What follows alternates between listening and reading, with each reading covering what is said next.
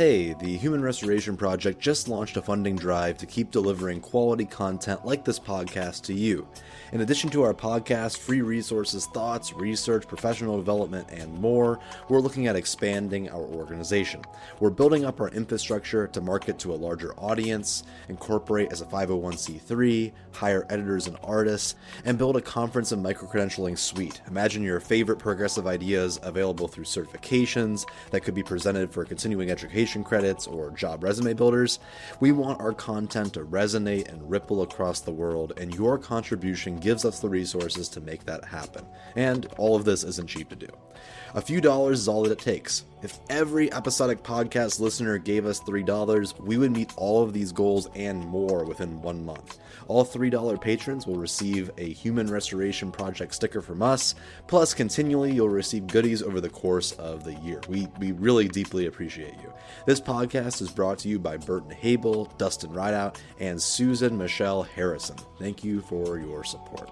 If you would like to keep our endeavor going and push for a narrative of change that focuses on systemic shifts and not just small strategies to tweak around the edges, visit our website at humanrestorationproject.org.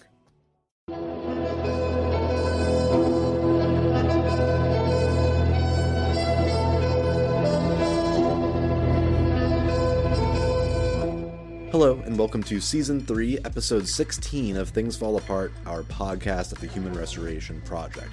My name is Chris McNutt, and I'm a high school digital media instructor from Ohio. In this discussion, we're talking to two incredible individuals about democratic education, what it truly means to engage students in the classroom that not only hears students, but actively involves them in the schooling process.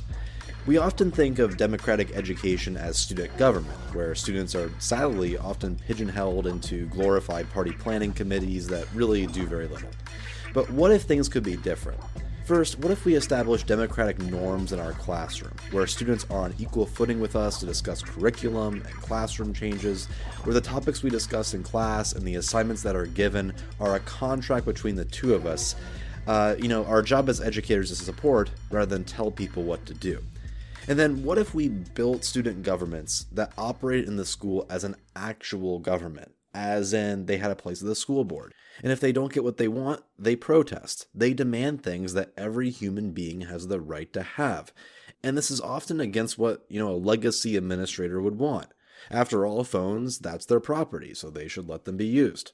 Dress code, well, that's part of the First Amendment. Emotional well-being, well, who really cares about grades when people are stressed and anxious, as the ever-increasing majority of teenagers are? These issues matter deeply to students, and they should matter to us as well. The people in our classrooms are people, they're human beings, and they deserve the same respect that any individual has. Sometimes, they're students, and they might push boundaries, and they might get on our nerves, but they still should have the rights that they're beholden to, especially when these rights are needed to navigate our ever-changing world. The state of democracy in the modern world is dismal, to say the least. No matter the political party, people are unhappy with their representatives, money corrupts the system, people don't have their even most basic needs met in some of the richest countries on earth. Despite social studies being taught to practically every student, voting in the United States is still relatively uncommon, and people rarely demand change. Yes, we're seeing an influx of young people taking a stand, but imagine if all young people were given the opportunity to express themselves and recognize that their voice matters and is heard. The world would be radically different and for the better. First, we have Carla Marschall, who has worked in various IB programs across Switzerland, Germany, and Hong Kong, and is currently the head of curriculum development and research and vice principal at United World College, Southeast Asia in Singapore. Carla is an expert at preparing students for a flourishing democracy. I've been traveling and working in different schools in Asia and Europe for the past 13 years, but I'm originally from California, so born and raised there. And that's really where I initially became interested in progressive education as a child, actually, because I was lucky enough to go to a wonderful, small progressive school in Los Angeles. And in that school environment, we learned through, year-long themes. Learning was integrated, and we really had a lot of opportunities to kind of stretch and extend our thinking through the arts, woodworking, music, drama. I I even remember being in second grade and sitting by myself or next to a friend in the courtyard between classrooms with my sawhorse, my C-clamp, and a saw while working on woodworking projects. And I'm not really sure that that would happen today. It's called Westland. And what's really interesting is I kept quite a loose association with the school. Like as I was getting older and I finished my teaching certification, and then I wrote something on kind of some of the powerful moments I had around like dramatic representation of doing, kind of interpretive dance around the Triassic, Jurassic, and Cretaceous period, learning about dinosaurs when I was in grade 3 or whatever, and wrote a piece and sent it to my old teachers who happened to still be there, which was amazing. And I think about 2 or 3 years ago, I had a look at the website. And what's really interesting is some of the same structures or student experiences that I had as a student still exist there now, which is just amazing to think you have that kind of continuity of experience, because they really feel like they've crafted something special.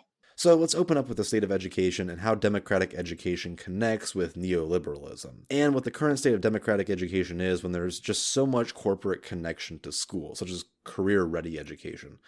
Although I don't take any issue with the idea of having students learning how to work, when it's the sole focus, I wonder how that's affecting how democracy functions and how learners see themselves. What do you think of that connection? I think today, we're hearing a lot about the need to prepare students for the, quote unquote, world of work.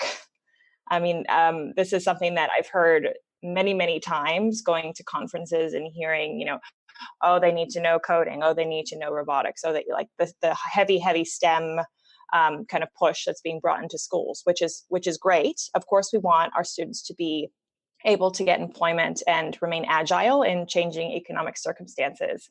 But we also want them to be good people, good citizens who are able to protect and develop democratic institutions. So, going back to John Dewey, and he describes education as a social function where the youth learn from adults how to support the flourishing of society. So it's not just about my education is preparing me to be able to get a job. It's really about how do we really take into account the fact that our learners are the sole future representatives of the democracies that they will inevitably serve in the future. And for this reason, learners need to be initiated into the ways of being that support society and be given authentic opportunities to be part of this process. And my personal connection to this is I work at a public STEM school, and the STEM initiative was brought out of this need for career readiness, which is a constant balancing act of understanding that STEM is certainly the focus, but also we have to recognize that STEM jobs aren't necessarily the end-all be-all, and there's a lot more important things than just the world of work or being quote-unquote like future ready. Being a STEM school, I don't think that that's like a make or break. Like if you're a STEM school, you can't be teaching democratic education, because I think it actually has to do with the way that we are kind of intentionally creating social structures that would enable students to become active members of society. So if we kind of work backwards from that in terms of what it looks like, if we ask ourselves the question, what makes healthy democracies? It's like, okay, well, it's equality in voice. So to what extent do students' voices are valued equally? Diversity in thought and opinion. So like to what extent does student learning encourage diversity in thinking, or the sharing of ideas, or the wrestling with opinions? Active participation. So to what extent are students encouraged to actively participate? And I don't just mean like raising their hands in a classroom setting, but really in a hands-on way where they can shape things within the school environment. And then, of course, the point you made earlier around agency and self-efficacy. So, to what extent do students feel that their actions can actually make a difference in the world? Are they apathetic, which, I think comes from a place of believing that, the actions are meaningless, or do they truly feel that they can enact change? So I think if you kind of distill it, those things would be what we would look for in a democratic education. Students feel they have a voice, that their voice isn't more or less important than another's, that they're encouraged to explore diverse perspectives, participate actively, and develop their sense of agency and self-efficacy kind of along the way. And to make room for this style of education, I wonder how we can systemically restructure schools to ensure that these democratic ordeals are not only enabled, but there's enough time to really holistically get to know students and support their well being. Realistically, a democratic education at most schools is just a glorified student council in like an AP government class. Although there's pockets of cool work going on with student governments, it is not mainstream. So, what structures would you see as a barrier to allowing this to happen? As in, what could you get rid of in order to support a cause like this? It's interesting, like what to get rid of as opposed to what to keep or to enhance in your environment. I guess, what you just described around tokenistic student council experiences. I mean, if we say that our social structures within the school environment are teaching our students about democracy, then having a kind of powerless student council without any decision-making power besides, this is the theme of the dance, is not really sending the message I think that we want for our students today. I think it comes down to considering those natural power differentials within the school environment. So the way that teachers naturally have more power than students, how can they shift some of that power to students so that you can build more equality within classroom environments? And I don't think that has to be, big kind of huge events. It can be the small things that really make a difference. So, I teach 7th grade social studies, and we start every lesson in a circle. So there's no, this is the most important person sitting at the front, and we're all sitting on stools. We're all sitting on the same stools, which are slightly uncomfortable, so I'm sitting with them on the same stools. I'm not sitting in my cushy teacher chair, which says, well, you guys can sit on the hard stools and I'm going to sit on the nice chair. Like, what's the message that we're sending students there? So that's very small, but I think it sends a message around the way that power is shared within that classroom environment. And in the same way, when you have discussions with students, does every student comment ping pong back to the teacher? Or is there a way that you can have authentic dialogue where students are then calling on their peers after they've spoken? So I really have tried hard with my students, and they're not used to this. So it takes a little bit of time to say, okay, you're not talking to me. We are a community of learners. When we're having a discussion, I expect that we're all listening because we can learn from each other. This idea that learning is social. So when someone speaks, they get the chance to call on someone else. And we talk about what are some of the ways that we can respond to people by saying, I would like to connect to, or I agree with, or I would like to disagree because, giving students those stems to be able to engage in effective discussion is, I think, really important for them to see what it looks like to have healthy discourse, which is part and parcel of having a healthy democratic institution. Because it's not about polarizing views and saying you're wrong, you're right. It's about understanding that there are multiple perspectives that may be valid for different reasons, and taking the opportunity to think about why someone may think something different than you actually expands your understanding of the issue or the topic. You know what? I hear what you're saying, and it resonates with me when it comes to that neoliberal connection. We often say to students, complete your work. And I do it still sometimes, and I try to catch myself because the implication of relating work to learning has a lot of hidden messages. Are our students employees that should be punished when they don't meet our expectations? Is school a place to mirror the workforce? And even then, is school a place that's meant to change that societal norm that work should be seen like this? I was nodding my head when you were talking about saying to students, complete your work, do your work, here's your work, because I think it also hides what we would like students to be doing, which is, engaging in some thinking processes. If the work is to analyze or to contrast or to think about, consider, then using more specific verbs actually helps students know what success looks like. So partly it's about being fair to them in terms of what we're asking them to do. But then I also agree with you that when we call things work, sometimes it can also be perceived as burdensome. And we want the learning to be in an environment where students are motivated, where they see the relevance of their learning to things outside the classroom. And so being very conscientious about the way that we introduce tasks, I think is definitely part of it.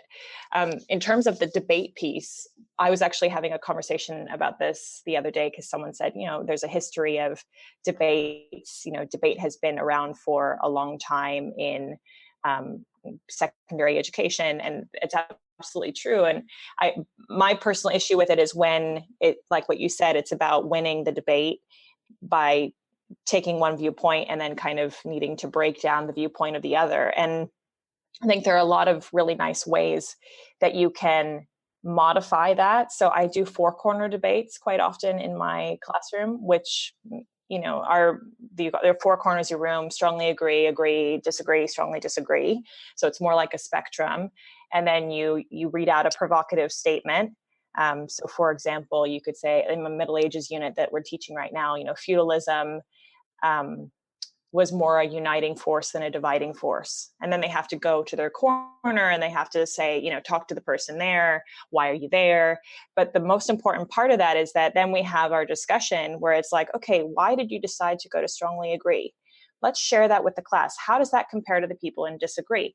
Does anyone want to move? Has anyone's perspective changed as a result of the conversation? Go ahead and move corners. That's totally fine. And it's not about someone winning or losing. It's about stretching our thinking, being able to provide evidence for the reasons why we think certain things. So I would have criteria for students on the board. I want you to say what you believe and why you believe that. In the case study, ... we saw, and then they have to kind of give some examples that would ground or support their thinking. So you have things like that. And then you also have more structured tasks like, the structured academic controversy tasks where students are given, it's more of kind of a reading and writing task than it is a speaking and listening one. But I think being sure as practitioners that it's not about polarizing opinions. It's about understanding how people may have different perspectives for different reasons based on their, who the stakeholder is in the environment. And there's a few programs that have really nice resources around that, like the Brown University Choices program. They've got some really nice activities for, like, a climate change example. We had a unit last year on climate change, and it was, okay, think about the perspective of the person in the NGO, the perspective of someone working for the oil company, the perspective of someone in government. What do you think that these individuals would say is the best way to try to tackle this? Is it, all countries pay? Is it just that the people who created the most emissions pay? Is it no one pays and we just go on with development because there are developing nations that will be hurt if there's any kind of, change to the current structures? And I think activities like that make it really clear that sometimes you choose a particular outcome or solution based on your perspective as an individual in your role in society.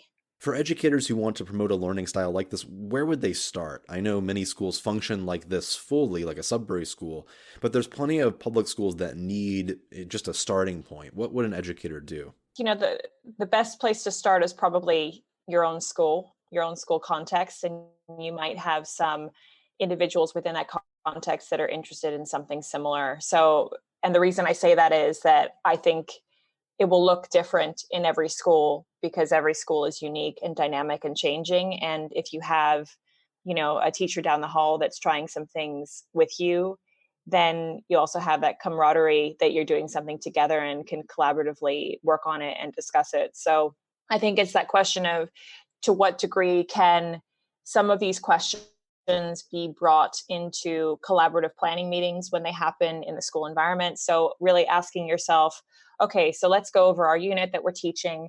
To what extent are we gathering student voice? To what extent are students experiencing a diversity in opinion and thought? to what extent are we asking students, through the creation of projects or other means, and to what extent do they have some agency over their learning? And that alone, having that as a kind of litmus for a unit, I think would have, produce some great conversations that it doesn't have to be earth shattering what the changes may be in the classroom. It could be those small tweaks where it's, well, originally I was going to do, this particular activity, but instead I'm only going to provide, the first half, and then they're going to have to do some research on their own, and then they can choose what they'd like to study. I mean, it's those things where you can creatively design together. So I think that's probably the first port of call. And then, of course, online, there's a bunch of places to go. So I mentioned the Choices program, which I think is really great for social studies educators that I would highly recommend. They do have a lot of resources online, which are free and easy to access. Then there's some other, depending on what you're looking at and interested in, there are some other resources about kind of like the Harkness method, which is like the spiderweb discussion, or Socratic dialogue, or just Socratic discussion. I think there's a lot online for that as well. So I guess I would start there, and then probably in the process of looking, you'd go down that rabbit hole of the World Wide Web and find a bunch of other stuff that it would be helpful.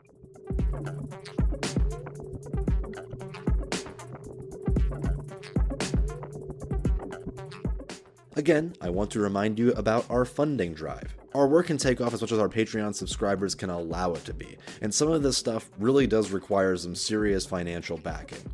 One thing that we're really excited about is micro-credentialing, which was actually connected to us via Carla and Marschall. We want to find ways to connect CEUs, professional development, digital badging, and more to our existing and future resources. By doing so, not only do we reward the efforts of educators seeking this form of education, we also encourage building leaders to utilize progressive ed and attract educators who might just not have any experience in this field. By contributing $3 a month, you will help spark this initiative and allow it to come to life. Visit us on our website at humanrestorationproject.org to learn more.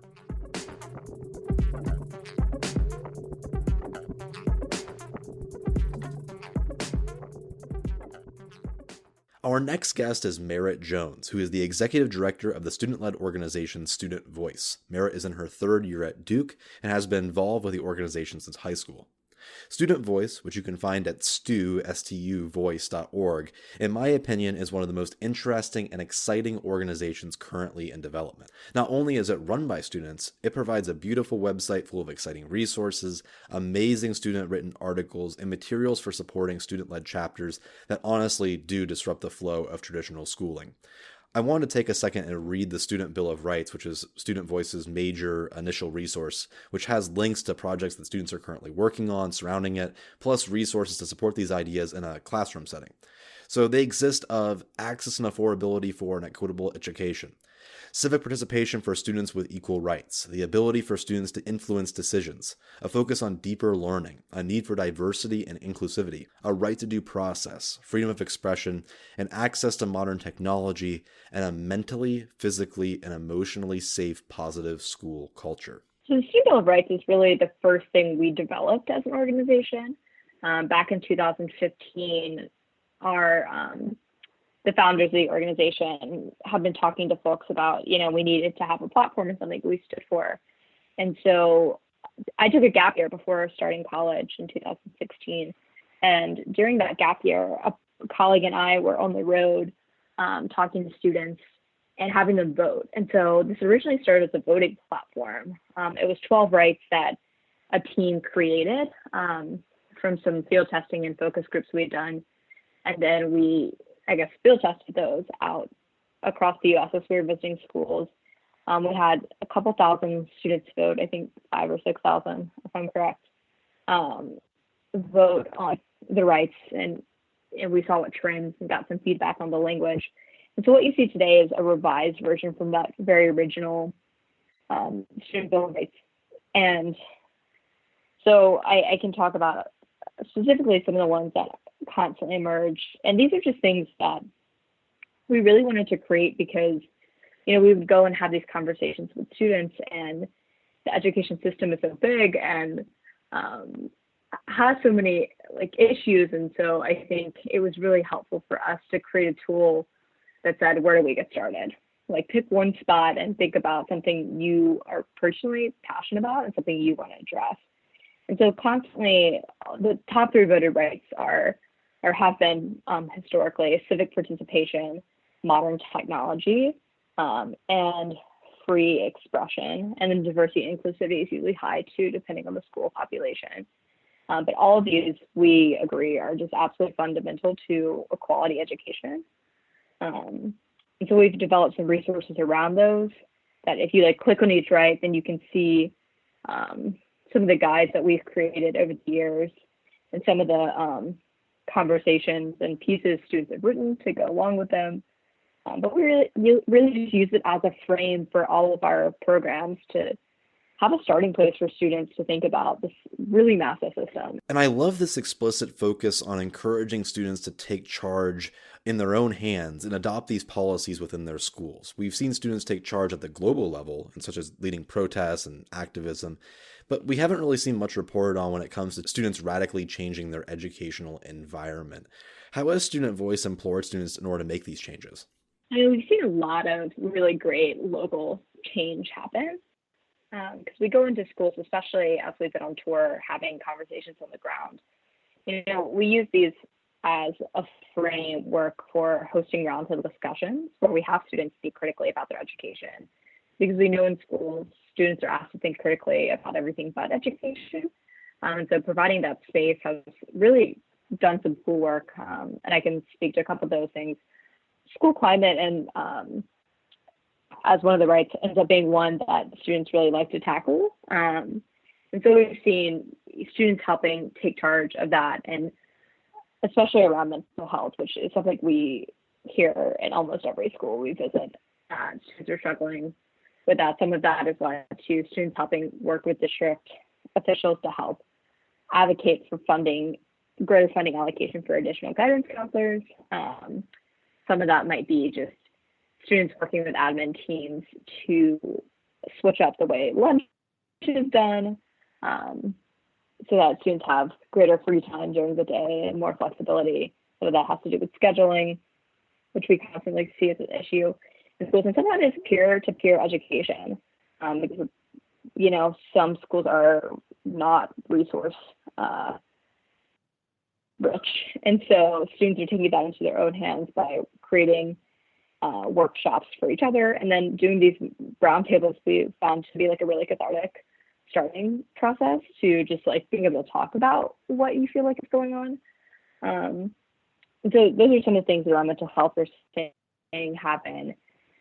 But we're seeing a lot of students, of course, take up the issue of dress code and create more equitable policies. And we've kind of started, as we've been traveling, keeping a bank of resources and policies that we think are good to help share. And so that policy starts when, you know, somebody says, we don't like the dress code policy, and then we can share policies that we think are more equitable for students and better embrace diversity in gender and culture. And so those are a few things that we're thinking about. And those go broader too when you start to see some of our partner organizations do really broad institutional work. Like in Kentucky, they're doing just really deep work through the Procure Committee Student Voice team at a state level, restoring need-based funding to students through lottery systems, which was a big campaign that happened a couple of years ago. So on the affordability, access and affordability piece. And then they're also starting a pilot where they're doing school climate audits, where students are auditing their own schools and doing surveys and collecting data to be able to present back to principals to talk about school climate. Right, and this concept of having students actively involved in your organization, both virtually, but also physically through the chapter system, is a really unique spin for a nonprofit to be working nationwide. I think one thing that's really important for us as we've grown over the years is to have in-person engagement. And at this point in the game, you know, we're engaging thousands of students directly and through in-person events every year. And we've been really fortunate to get funding to make that happen. Like the tour we've been on. So we often, especially in communities, try to have a school visit, but then often those are coupled with events like town halls or some kind of a community event where we're bringing together local organizers or existing student groups. And a lot of times these aren't traditionally education improvement groups, which has been really cool. Like we were in Waterloo, Iowa, which is one of the most segregated cities. You probably have heard of Nicole Hannah-Jones. It is her hometown. And we hosted an event there with students from both sides of the river who go to different schools. And it was the first time, these students have been able to have conversations about what their vastly different school experiences were like. In a lot of ways, that change has been happening in that community is through empowering youth via art. And they've given young people the space to paint murals and to just have the space to make and create art, which has been a really cool thing to watch happen on the ground. So these events can take a lot of forms. Like we'll be in DC in a couple of weeks having kind of our wrap up to this tour in the form of International Students Day, which happens every year on November 17th. We try to do some kind of programming, but this will bring students together from our tour and from years of engagement to really have hard conversations about the state of schools today. The last time we did this in-person convening was right after the election in 2016, and so it's kind of seeing where are we since then, and how has the climate of school changed since, and then just really trying to decide where we go from there. What can we do collectively? What can we do locally? And making sure that we're just supporting each other in the work that we're doing and sharing ideas and figuring out what works in one school and what doesn't work in another, and then learning from our success and failure. But that's like really important to us to do in person sometimes, because the online connection can feel really lonely. And we really like to be a connector of students all over, that any student who connects with us on Instagram or Twitter or Facebook can feel part of the community, but we really like to go visit those communities and let them know that they're definitely not in this alone. Who do you see as the first line, if you will, of people looking for partnerships with Student Voice? As in, is it teachers who come across your resources and then use them in the classroom? Is it students who want to see a change in their school that maybe isn't recognizing them? Is it a combination? It is all of the above, certainly, especially as we've been on tour. Some of these, we put out a call out to schools, and so some of those were student initiated, some were teacher initiated. It works best when we have teacher and adult partnership. Those are most successful chapters and models have been when, from the beginning, we have a highly engaged educator and a student there to help through that process. Or it's been even better when, it's the admin reaching out to us to say, hey, this is something we want to do in our school. Because we know so much of policy also happens at a board level too, or school further top down. And so our chapters program is really holistic, and it's something we've only recently started. We tried to resist for a long time because we didn't want to be guided or have to be guided by numbers and how many numbers we had of chapters, but it was kind of by demand as people wanted various entry points that we've now really developed a robust set of programs like chapters. And like the most recent one you'll check out on our website is the Youth Action Network, which kind of coincides with the chapters program. It's a way for us to provide online programming that's open to anyone. Like we just had a call this week, really diving deep into equity research with folks out at CU Boulder have been helping us create the programming for this every week. And we've had really incredible attendance. And so all of the chapter leaders are invited to show up to those. They're always recorded so people can go back and watch them. But our chapters look really different. It's why I really love our chapters program. And we actually just put a call out today to hire a new chapters program coordinator because it's growing so much. But our chapters are small as a smaller school in Alaska, has about, I think, 30 students, to the Chicago public school system who have Student Voice allies or Student Voice kind of boards in every school. And the entire Chicago public school convenes their Student Voice representatives from each school every quarter. And so, there's like a wide variety of what a chapter can look like, and we're really open to how that looks, but we know it works best when we have really good educator-student partnerships. So if a teacher comes to us We'll help them find students, and then vice versa. But it definitely is best. We've seen success from the beginning. We can have students and teachers as partners. For those who are seeking to partner with StuVoice or have their students check out their resource, where can they learn more? Of course, our website has really great resources, especially Imagine. There's lots of teachers in the audience. We've really been working hard to develop resources for teachers. So there's a specific resource tab where we have some guides that we've been updating and working to get re-updated. You can read incredible stories from our school magazine from last year's journalism cohort, which I just find inspiring and like to pick up. Sometimes so sad. But I think we have a really great facilitation guide for figuring out how to start these conversations. And then just some principles of engagement and different ways for starting working your school. And then I would say that the biggest thing you can do is, especially on Instagram, we are really trying to get more young people involved there. And so we have tried to create a lot more engaging content and figuring out how to work with the newest high school students. And so few of them are on Facebook or Twitter, which is how we started as an organization. So we're really trying to develop our platform and social media as well too. Thank you again for listening to Things Fall Apart from the Human Restoration Project. I hope this conversation leaves you inspired and ready to push the progressive envelope of education. Again, I encourage you to check out our funding drive to continue messages like this to reach out far and wide. Even the smallest donation adds up and helps us continue to restore humanity to education. So let's do this together. We need you.